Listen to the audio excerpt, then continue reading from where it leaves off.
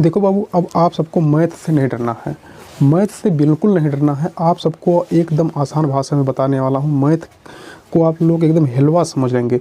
तो यहाँ पे क्वेश्चंस पे आते हैं हम लोग। देखिए, अगर आप सबको वर्गमूल निकालने के लिए पेपर में आ जाए और ऐसा क्वेश्चन आप सबको दिखे, यहाँ पे 7 + 2 √ 10, यानी कि अगर आप सबको ऐसा क्वेश्चंस एग्जाम में दिखता है, यानी कि ये जो 2 है यहाँ पे 2 हो दिखता है, तो आप सबको दिमाग क्या लगाना है, इसका वर्गमूल आप सबको 1 सेकंड में निकाल सकते हैं। तो आपको करना क्या है, यहाँ पे देखिए क्या है, यहाँ पे है 10, यहाँ पे है 7। तो ऐसी अपनी गिनती अपने दिमाग में सोचें कि गुणा करने पे 10 आ जाए और जोड़ने पर 7 आ जाए, गुणा करने पर 10 आ जाए और जोड़ने पर 7 आ जाए। तो देखिए क्या होता है, क्या होगा, 5 × 2, 5 × 2 करने पर क्या आएगा, 10 आ रहा है। और वहीं 5 + 2 करने पे क्या आएगा, 5 + 2 कर देंगे 7 आ जाएगा।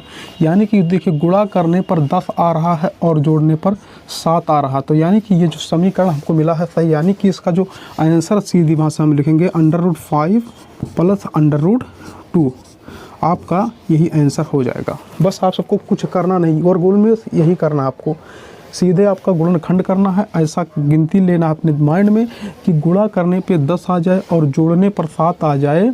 अगर इतना फैक्टर बनता है तो ये 5 और ये 2 यहीं पे लिख के हमको हमारा आंसर आ जाता है। अभी चलते हैं दूसरे वाले क्वेश्चन पे, देखिए कैसे क्या कहता है। यहाँ पे देखिए यही सेम क्वेश्चन है, यहाँ पे जो है 12 हो गया, यानी कि 12 है यहाँ पे। तो ये जो 2 है, जो 2 दिख रहा है, तो हम ऐसे लिख लेंगे पहले 7। यहाँ पे भी हमको अपने माइंड में सोचना है कि गुणा करने पर 12 आ जाए और जोड़ने पर वही संख्या से 7 आ जाए। तो क्या 4 और × 3 12 होगा ना, और 4 + 3 7 होगा ना। तो इसका आंसर हो जाएगा 4 √3। आपका ये उत्तर आ जाएगा। अब अगले वाले क्वेश्चन पे चलते हैं। सेम सब कुछ क्वेश्चंस में कुछ नहीं करना है, सिर्फ गुणा और जोड़ करना है आप सबको। देखिए यहाँ पे क्या करना है, ऐसी गिनती से गुणा करें कि 15 आ जाए और ऐसी गिनती दोनों को जोड़, वही गिनती जोड़ने पे हमारा 8 आ जाए।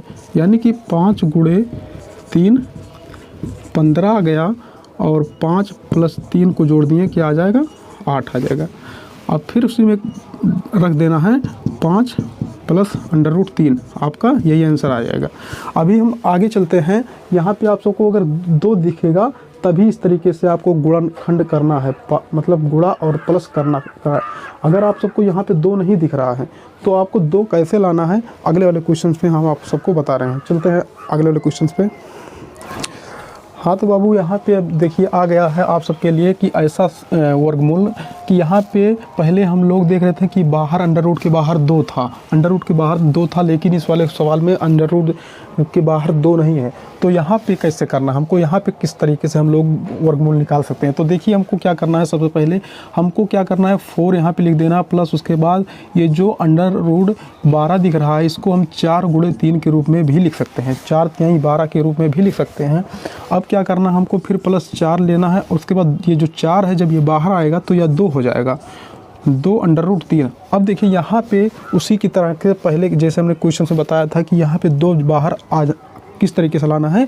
अब यहाँ पे 2 बाहर आ गया। अब वही सेम तरीका जो मैंने बताया था कि इस वाले अंडर वाले में कि ऐसे कौन सी गिनती से गुणा करें कि ये 3 आ जाए और वही सेम अंक को जोड़ देने पे 4 आ जाए। तो देखिए क्या करना पड़ेगा हमको, 3 × 1 गुणा करेंगे तो 3 ही आ जाएगा, और 3 + 1 जोड़ देंगे तो 4 आ जाएगा। यानी कि √3 + 1 आपका आंसर आ जाएगा। अब चलेंगे अगले वाले क्वेश्चंस में, देखेंगे ये वाला क्वेश्चंस किस तरीके से सॉल्व होता है। देखिए क्या है, इसमें भी इसी तरीके से करना है। क्या करेंगे, 9 ले लेंगे, उसके बाद माइनस। अब ये जो पहले देखिए यहाँ पे ये जो 6 बाहर दिख रहा है इसको हम 2 और 3 में पहले गुणनखंड कर लेते हैं, 2 और 3 में तोड़ लेते हैं, यानी कि 2 × 3 6 हो जाएगा।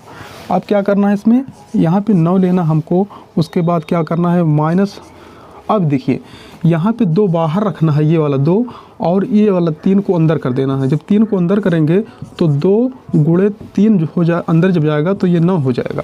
अब देखेंगे क्या करेंगे, 9 माइनस 2 अंडर रूट 2 9 18 हो जाएगा।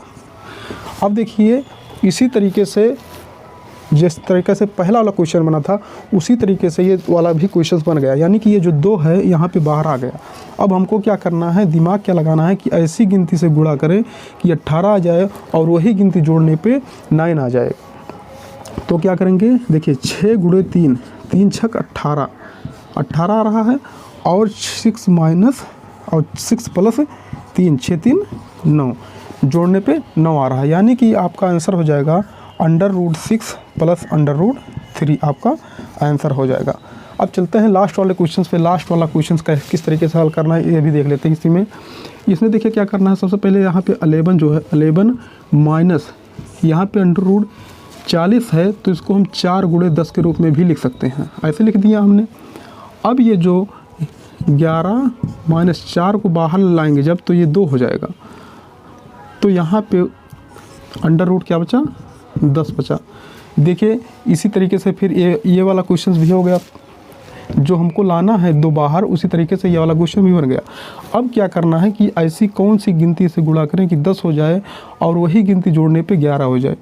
तो क्या करेंगे हम लोग, 10 गुणे 1 क्या हो जाएगा 10 और 10 प्लस 1 बराबर 11, यानी कि अंडर रूट 10 प्लस 1 आपका आंसर हो जाएगा।